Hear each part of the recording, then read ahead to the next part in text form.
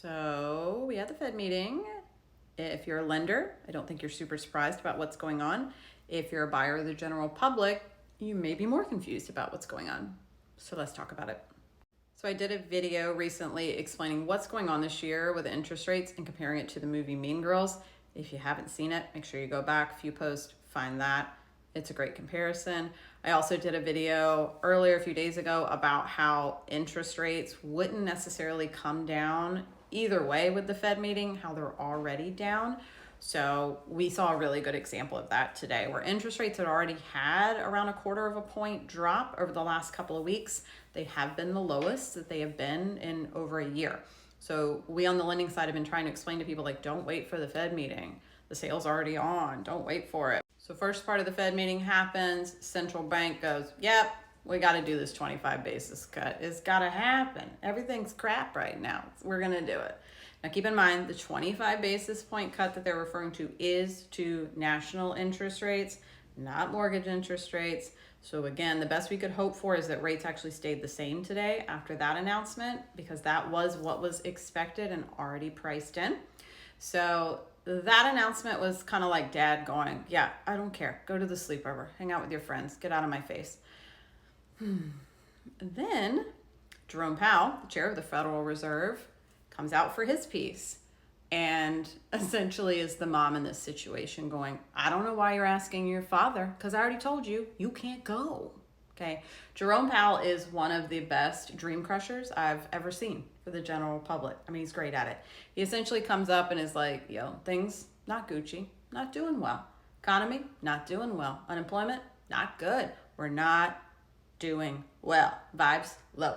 So he comes out and essentially tells us, we don't want to do this rate cut. We really don't. We're doing this just for risk management at this point. Also, don't bet on future rate cuts. They are no longer guaranteed. We will continue to have to go from meeting to meeting to meeting to decide what we're going to be able to do. As soon as he steps off the stage, within an hour, what happens to mortgage rates? They go back up. Right? Because now there's more volatility. Now the balloon is deflated a little bit and it's good news. So we saw rates actually go up the afternoon of the Fed meeting, not go down as everyone was expecting. Although if you're a lender, you weren't expecting it. You were expecting to hold, not go down. Hence why a lot of us locked everybody in the club before the meeting, which I'm still glad I did. So we may see rates continue to trickle back up through the end of this week into next week, as all of that dust settles. The most important thing, though, is that it's not that rates dropped. The 25 basis points, that's for national interest rates, not for mortgage rates. Mortgage rates are already, and have been for weeks, the lowest they've been in over a year. So it's good news, it's not great news, but either way, mortgage rates are holding steady.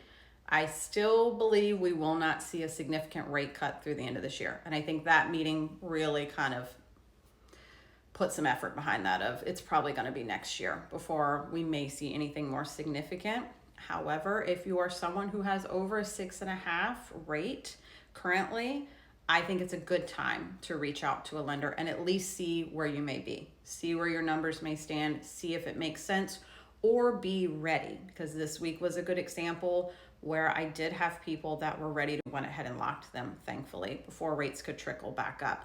And that's kind of how that refi environment could go through the end of this year, where we may have a really good day and you've just got to be ready to go. We can't take a week to think about it when it comes to refi timeframes, because rates can change so much. But I hope that was helpful. If you have any questions, send me a message, leave a comment. Let's chat about it. I know it's confusing, but we are always here to help.